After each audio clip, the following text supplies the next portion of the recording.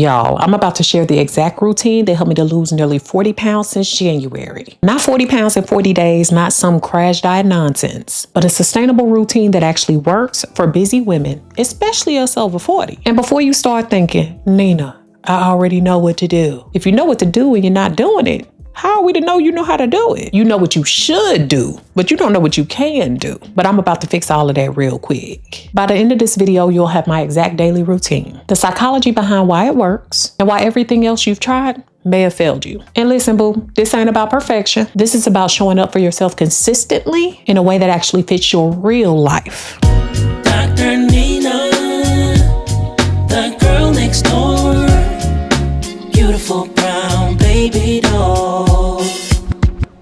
I'm Dr. Nina, and if you're new here, I lost over 100 pounds in my 20s and kept it off for nearly 2 decades. But after having my little baby at 40, thank the Lord, honey, my body was playing by completely different rules. I was playing old maid and it was playing spades. Everything that worked before, some of it was working, but it wasn't working the way that it did before. My hormones were doing whatever they wanted. My energy was shot. And honestly, I was tired of feeling like a stranger in my own body. So I had a choice. Accept this as my new normal or figure out what actually works for a 40-plus postpartum woman with a career, a marriage, and a whole dang on life to live. Spoiler alert, I chose option 2. And if I can do it, you can too, Linda, Rhonda, Betty, Erica, all y'all, yep. And while we at it, make sure you check out my LTK shop down below in the description. It has all the affordable health favorites that I've used for several years that have really worked for me. Let me know some of the things that you're doing that are working for you or that didn't work for you. We want to share with the community and help all of us grow. So the routine breakdown. The night before, I set myself up to win. Between 8:30 and 9 p.m., my eating window closes. It's shut.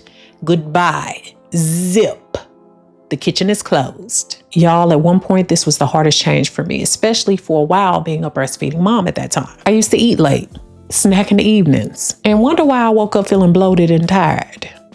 Now, 8:30 p.m., the bells is ringing. If I'm still eating, it better wrap up in the next 10 minutes. And sometimes it's 9 p.m. because life happens, but that's my target. This gives my body actual time to digest and recover instead of working overtime all night. So here's a practical tip. If you're a nighttime snacker like I was at one point, brush your teeth right after dinner or your last meal. And then put your kitchen in closed mode. Turn off the lights. Put snacks away. Out of sight, out of mind works. Plus, it also works on your brain. Knowing that you don't have the same things within reach that you might have all day long lets you know to shut off the eating window. Now, 9 p.m. though is to prep tomorrow's success. I told y'all before, we like to make sure that we keep our protein shake ingredients on hand, lay out the workout clothes or know exactly where they are, and set up my little walking pad area or exercise area if I'm going to work from home or work out from home. You know what they say, failing to plan is planning to fail. And I refuse to fail myself anymore. But real talk, this takes about 5 minutes of my time at night, but during the day, it saves me about 20 minutes of decision-making time. Because in the morning, early in the morning, my brain just don't seem to work. Click like if you can relate. Sometimes I portion out my protein powder or set my shake aside, set my clothes out on the dresser or somewhere else that is visible, and make sure my little water bottle is filled. Small actions equal big results. At 10 p.m., we got the wind down routine. I might use my little Amiro device for some self-care, get me a little face mask in, read,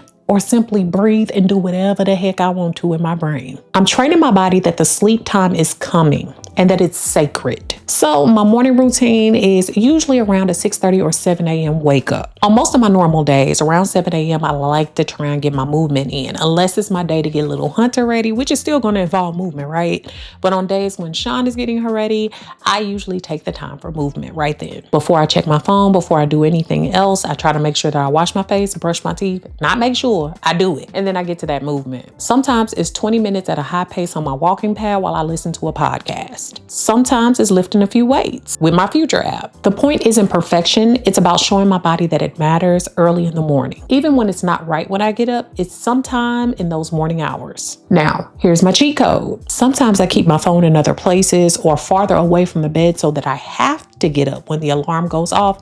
I prefer not to use an alarm, but some mornings I got to. Then I go ahead and put on those workout clothes that I've laid out, even if I'm going to take my baby to school in the morning. I take her in the workout clothes. We gonna keep with the spirit. No thinking, no opportunities to negotiate with myself, just movement. even if it's 10 minutes of walking in place. But usually, if I'm getting her ready, I'm chasing her around. Around 7 to 8 a.m., I like to have coffee with intention setting. I have my coffee with a splash of cream. Yes, I break my fast slightly according to some people, but I don't care.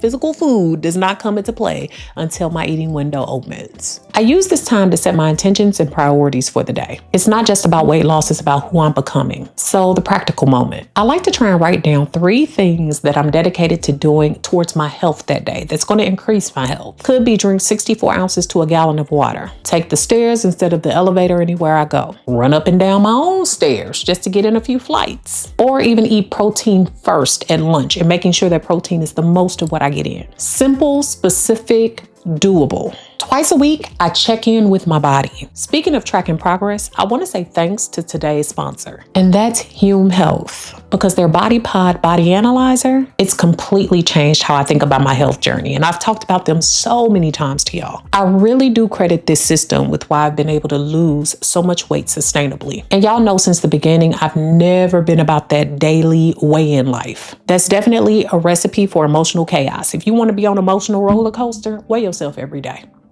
Perfect way. But twice a week, I step on my body pod and I get a complete body composition analysis. That's like having an in-body scan right in my home. And here's why it's revolutionary. Traditional scales only measure your lower body and use equations, and that's to guess your full body composition. The body pod, on the other hand, uses 8 frequency sensors with medical grade 98% accuracy. And that helps to scan my torso, my legs, arms, and even my heart health. Big stuff. This morning, it showed that even though I'm only down 1 pound this week, I've gained muscle in my arms and legs while losing body fat in my torso.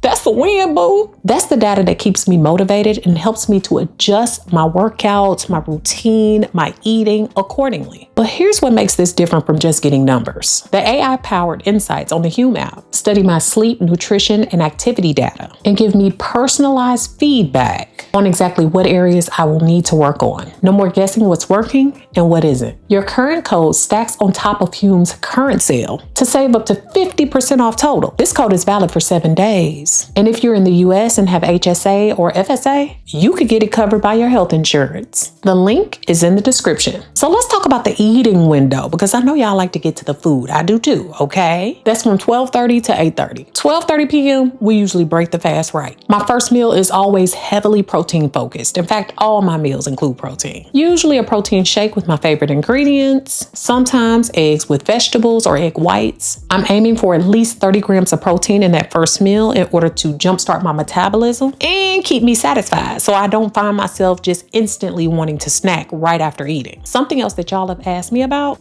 is about when I take my supplements or whatever I'm taking at that time.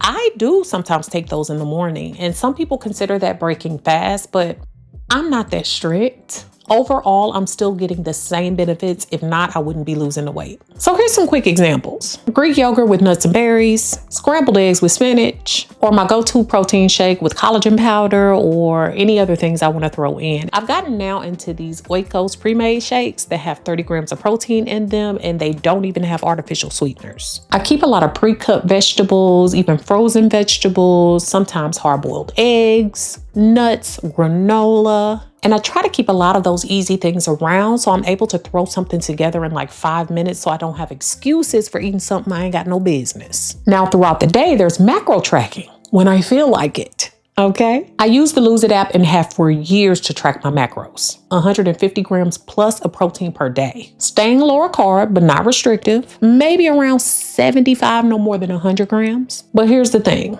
Some days I track and some days I don't. The goal is awareness and not obsession. I usually track on the days of the weeks when I know I want to get things back in order and back in line. And y'all know what I'm talking about. Sometimes you done had a week before that was real out of hand. Okay. And so I like to get back in line and make sure that I'm aligned, especially with my Hume Health app.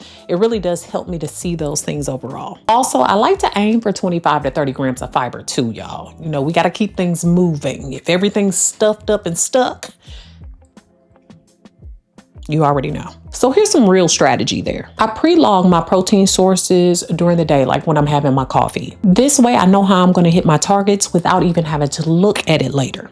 You see how I'm setting myself up? And not for failure. And also later on, I tend to get a little more agitated and tired with the day. So then I'm emotional and don't want to make a lot of decisions. And sometimes when you do, it helps you step out of line real easy. So plan it before keeps you on the right track. So for the evening meal, I keep it real simple. Protein, vegetables, maybe some complex carbs. I cook with my air fryer and I use my kitchen scale for portions. And I focus on the foods that make me feel good. Still comfort food, okay? Last weekend I had sushi, baby. I have sushi almost every week in my all-you-can-eat place, but I've learned how to eat it. Because this is real life and not a diet. And if I want a piece of pizza, I'm gonna have that too, okay? Especially when I go to Costco, okay? So my formula: palm-sized protein, 2 handfuls of vegetables. I love mixed vegetables. A thumb-sized healthy fat. Something like air fryer or skillet fried salmon with broccoli or avocado. Grilled chicken or baked chicken over cauliflower rice or mixed vegetables. Using olive oil to prepare, or cooking spray. Simple, satisfying, and sustainable. And can we talk about movement that doesn't suck? Because some of us still doing stuff that we know we do not enjoy, and your joints don't enjoy it either. Chill. Now, mind you, I was the insanity queen. I loved all the high intensity stuff, and I still do some of it from time to time. But now I even enjoy just daily walking. My walking pad has been a game changer for me, so much so I plan on getting another one for the upstairs area. I walk while I work, while I watch TV, while I'm scanning through my phone, and even while I take calls or text messages. It doesn't feel like exercise because I'm multitasking, but I'm still moving my body every single day. So a hack alert for you. I set a timer for every hour and walk just 2 to 3 minutes sometimes. While my coffee brews, while I'm on hold, while listening to voice messages. These tiny moments add up to huge results, y'all, without feeling overwhelming or like I'm doing too much. And yes, I still do too much with some of my workouts. I like to get in the good moves, the lifting, some of the extra cardio, but not every single day. So my strength training is about 2 to 3 times a week. Nothing fancy, just consistent lifting to maintain muscle mass and to also feel strong. Some weeks it's twice. Some weeks it's 3 times when I'm feeling jazzy. I work with my energy levels and not against them. So with keeping it simple, I try to keep simple and basic workouts. And my online coach really does help with this. Upper body, lower body, full body, and repeat. Each takes 20 to 30 minutes max. If I only have 15 minutes that day, I do what I can. And I call it a win. Consistency is going to be perfection. What I tell y'all, every single time. So with weekend activities, I try to do something fun that involves movement. Dancing, hiking, playing with my little baby. Movement doesn't have to be punishment. And let me also remind y'all, it's important to stay in contact with your doctor. Get your blood levels checked. Look at your hormones. Find out the different things that are going on with your body. This will also help you to see what to eat, when to eat, how to eat. Also, the types of exercises that work best for you. If you know how your heart is and what types of stress you're under, those are all things to include and incorporate and know, so that you know your cortisol levels, so that you know the other things that you're able to take and where your body is. So we got to get into the psychology piece, okay? Here's what nobody tells you about sustainable weight loss. It's not about the food or the exercise or just those things. It's about becoming the person who naturally maintains a healthy weight. I had to set boundaries around my health. No, I'm not going to skip my workout to help with something that can wait. No, I can't eat dinner at 10 p.m. just because everybody else is. No, I can't sacrifice my sleep for one more episode. Netflix will be there tomorrow. Y'all, this was probably the hardest part of my entire journey. Learning to protect my health habits like they were sacred. Because they are. I had to learn to say no to the good friends that were bringing by cute treats, to family that was pressuring me to have just one bite at any and every gathering, to being the person that always accommodates everybody else's schedule except my own. And I know some of y'all are thinking, Nina, I can't say no to people like that. Yes, you can. You just won't. That's the difference. And until you learn the difference, you're going to keep wondering why nothing sticks. I said what I said. Setting boundaries around my health had to become my top priority, because without them, everything else falls apart. You cannot maintain a healthy routine if you don't protect the time and space in order to do those things. That's why I created my boundary setting checklist. I realized that most women were suffering from the same thing that I was. We've been taught to put everyone else first. Unfortunately, that's what the world says. But honey, like I tell y'all all the time, you can't pour from an empty cup, and you can't wring out an already dry towel. This checklist breaks down exactly how to set boundaries without guilt, how to protect your health habits, and how to say no with confidence. It's my gift to you, and it's linked down below in the description box, because boundaries aren't just about weight loss. They're about protecting your peace and your progress in every area of your life. And that mindset shift, that's what makes this thing sustainable. So what makes all this different? It's flexible, not perfect. Some days I eat at 9 p.m. Some days I skip my workout. Some days I eat pizza. The difference is I don't spiral into guilt and throw everything in the trash. You know how we like to do. I ain't eat right today. That's it for the week. It's Monday. Stop. I just get back into my routine and get back to it the next day. I still got the rest of my life to live. And listen, if you're sitting there thinking, Nina, this sounds easy for you to say. I can hear you, boo. Baby, I just told you I lost 100 pounds before. Gained weight after pregnancy and had to figure this thing out again. I know what hard looks like and I know what work looks like. Stop playing yourself. And don't try to play me. And it works with my hormones and not against them. At 40 plus, sometimes at 30 plus and 20 plus, our bodies need different things. I learned to work with my natural rhythms instead of fighting against them. That means adjusting my routine based on my cycle, my stress levels, and my life. And it's sustainable for real life. This isn't a 30-day challenge or a quick fix. This is how I live now. And because if it's my actual life and not some perfect Pinterest life, I can maintain it long term. So the results. Real results. Nearly 40 pounds down since January, but more importantly, I have energy to keep up with my baby. I sleep better than I have in years. My clothes fit better and I feel more confident. I'm not trying to hide myself no more because I was doing it. I'm not fighting food cravings all the time. And I actually like my routine instead of dreading it. And baby, Sean done caught a few strays too because baby, he done lost a lot of weight too. And not on purpose, it's just because our household has become healthier as a whole. But here's what I'm most proud of, is this feels sustainable. I'm not pushing my way through every day in a huff, wondering when I can go back to normal. This is my normal now. So what's your next steps? I got you. If you're ready to stop fighting your body and start partnering with it, here's what I want you to do. Week 1, just focus on closing your eating window by 8:30 to 9 p.m. That's it. Don't try to change everything all at once. Week 2, add some morning or even evening movement, depending on your open time. Even if it's just 10 minutes of walking. And I'm in your bushes. I'm looking for you to walk. That sounds real scary. I'm sorry, y'all. Week 3, start breaking your fast with protein. Build slowly. Be consistent and give yourself grace when life happens, because it will happen. And if you're sitting there saying, Nina, this still sounds like too much and you giving me too much to do, because some of y'all be saying that. Baby, you've been trying the same thing for how long? And you've been getting the same results? Maybe it's time to try something different.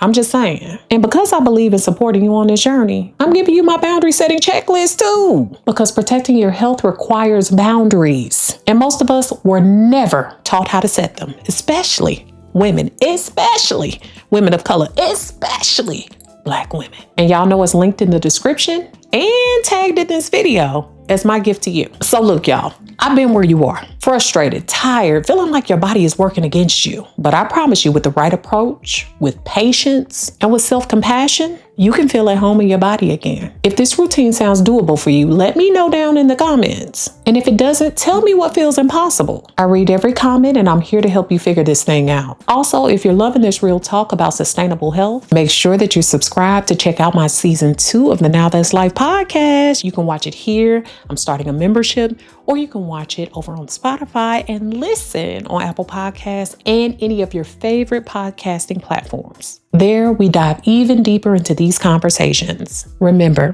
you're not broken. You don't lack willpower. You just need an approach that actually works with your life, not against it. Now, y'all, I'll see you in the next video. Keep showing yourself that you're worth it. Make sure that you comment, share this video with someone who can use it, and subscribe. Thanks so much for watching, y'all. Beautiful brown baby doll. Peace.